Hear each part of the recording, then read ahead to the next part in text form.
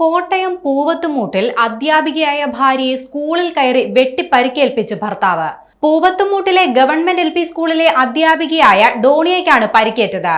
ഇവരുടെ ഭർത്താവ് കൊച്ചുമോൻ സംഭവ സ്ഥലത്തു നിന്നും ഓടി രക്ഷപ്പെടുകയും ചെയ്തു. ഇന്ന് രാവിലെ 10:30യോടെയായിരുന്നു കേസിനാസ്പദമായ സംഭവം നടന്നത്. മോസ്കോ സ്വദേശികളായ ഡോണിയയും കൊച്ചുമോനും തമ്മിൽ നേരത്തെ തന്നെ കുടുംബ പ്രശ്നങ്ങൾ പതിവായിരുന്നു. ഇരുവരും തമ്മിലുള്ള വഴക്ക് അതിരൂക്ഷമായതോടെ ഡോണിയ നൽകിയ പരാതിയിൽ മണർകാട് പോലീസ് കൊച്ചുമോനെതിരെ കേസെടുക്കുകയും ചെയ്തിരുന്നു. പിന്നീടും പരപുരുഷ ബന്ധം ആരോപിച്ച് കൊച്ചുമോൻ മർദ്ദനം തുടർന്നതോടെ ഡോണിയ നിലവിൽ ഏറ്റുമാനൂരിലെ വർക്കിംഗ് വുമൻസ് ഹോസ്റ്റലിലാണ് താമസിച്ചിരുന്നത്. ഇന്ന് രാവിലെ 10 മണിയോടെയാണ് കൊച്ചുമോൻ സ്കൂളിലെത്തിയത്.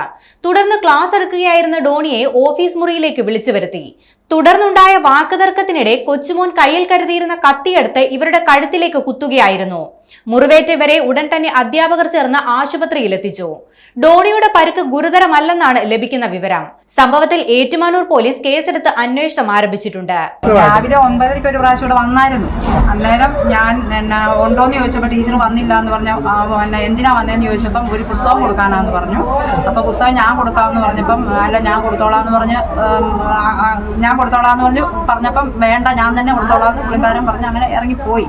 അങ്ങനെ പെട്ടെന്ന് തന്നെ പോകുന്നത് ഞാൻ കണ്ടായിരുന്നു. അതിനുശേഷം പിന്നെ 10:45 ഇവിടെ വരുന്നത്. അത് വരുന്ന ഞാൻ കണ്ടില്ല. ഞാൻ ഓഫീസിലില്ലായിരുന്നു. ഞാൻ ആ പ്രീ പ്രൈമറി പിള്ളേരുടെ അടുത്ത് പോയിരിക്കുമായിരുന്നു. അപ്പോൾ തിരിച്ചിതെല്ലാം കഴിഞ്ഞ് വേളം കേട്ടു ഇവിടെ വരുമ്പോഴാണ് ഞാനിത് കാണുന്നത്. അപ്പം ക്ലാസ് മുറിയിൽ നിന്ന് വിളിച്ചിറക്കിക്കൊണ്ട് ഇങ്ങോട്ട് വന്ന് ഇവിടെ വെച്ചാൽ ചെയ്തത്. പുസ്തകത്തിന്റെ അകത്ത് ആയിരിക്കും, നമുക്കറിയത്തില്ല. പുസ്തകത്തിന്റെ അകത്ത് ആയിരിക്കണം. പുസ്തകം കയ്യിലുണ്ടായിരുന്നു വരുമ്പോഴും. രണ്ടാമത് വരും ഞാൻ അത് കണ്ടില്ല. പക്ഷെ അങ്ങനെ പുസ്തകം കൊണ്ടാ വന്നേന്ന്. ഇപ്പൊ ഇതിന്റെ അകത്ത് ഇവിടെ അകത്ത് വെച്ചാണ് ചെയ്യുക. അപ്പം ടീച്ചർ പിന്നെ കാറിക്കൊണ്ട് വരുമ്പോഴാണ് എല്ലാവരും കാണുന്നത്. പുള്ളിക്കാരൻ വന്ന് വിളിച്ച് എന്തെങ്കിലും പറയാനാന്നല്ല വിചാരിക്കും. വേണമെങ്കിൽ താമസിക്കാൻ നമ്മൾ ഒത്തിരി നാളായതല്ലേ. അന്നേരം പിന്നെ എന്തിനേലും ആയിരിക്കും എന്ന് വിചാരിച്ചു. അപ്പൊ ടീച്ചർ ഓഫീസിലോട്ടായിരിക്കും കയറി പോകുന്നത്. അന്നേരം അങ്ങനെ ഇവിടെ വെച്ചാണ് ചെയ്തത്. വേദന എടുക്കുന്നതെന്ന് പറഞ്ഞാൽ അങ്ങനെ കാര്യം വർത്താനം പറയുന്നുണ്ട്. അല്ലാതെ വേറെ കൂടുതലൊന്നും പറഞ്ഞില്ല. പിന്നെ പെട്ടെന്ന് തന്നെ ഞങ്ങൾ ഓട്ടം വിളിച്ചു പോയി. ഇപ്പൊ ആശുപത്രിയിൽ കൊണ്ടുപോകാൻ ഞങ്ങൾ കൊണ്ടുപോകായിരുന്നു. വേദന എടുത്ത് ഇങ്ങനെ കുറയുമല്ലേ. അല്ലാതെ തലകറങ്ങും അങ്ങനെയൊന്നും ചെയ്തു. ഇങ്ങനെ ബ്ലഡ് പോകുന്നത് നമ്മുടെ പുറകെ താമസിക്കുന്ന ഹിന്ദിക്കാരാണെന്ന് കണ്ടോണ്ടിരിക്കുക. പിടിച്ചേക്കുക. പുള്ളിക്കാരത്തി അത് കണ്ടോണ്ടാണ് അവിടെ നിങ്ങൾ ഓടി വന്നു കഴിഞ്ഞപ്പോൾ ആ പുള്ളി ഇവിടെ നിന്ന് ഇറങ്ങി വന്നു. ഒരു കുഴപ്പമില്ല. അന്നേരം ആ പുള്ളിക്കാരത്തിക്ക് ഒരു പേടി കയ്യിലെന്ന്. ആ പുള്ളിക്കാരത്തി അങ്ങോട്ട് മാറിപ്പോയി.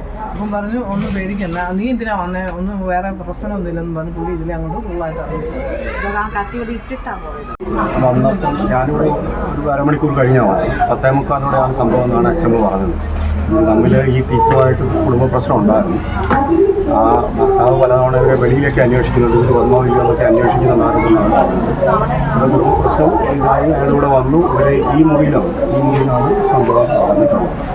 അപ്പോൾ അവരെ കണ്ടു. കത്തി പോലെ എന്തോ കരിക്കത്തി പോലെ ഒരു സാധനം വെച്ച് കഴുത്ത് വയ്ക്കാൻ ശ്രമിച്ചെന്നാണ് പറയുന്നത്. ഓടി ഓഫീസ് റൂമിൽ കയറി. ഓഫീസ് റൂമിലും വെച്ച് പിന്നെ അറ്റംപ്റ്റ് നടന്നു. ആ സമയത്താണ് നമ്മുടെ വാട്ടർ ഹൗസ്, ഇവിടെയൊക്കെ വാട്ടർ അതോറിറ്റിയുടെ വാട്ടർ ഹൗസ് ഉണ്ട്. അവിടുന്ന് ആൾക്കാർ ബാക്കിയുള്ളവർ ഒച്ച വെച്ചപ്പോൾ ഓടിപ്പോയെന്നാണ് അവർ പറയുന്നത്. ഒരു കുടുംബ പ്രശ്നമാണ് എന്നാണ് അറിയാൻ കഴിയുന്നത്.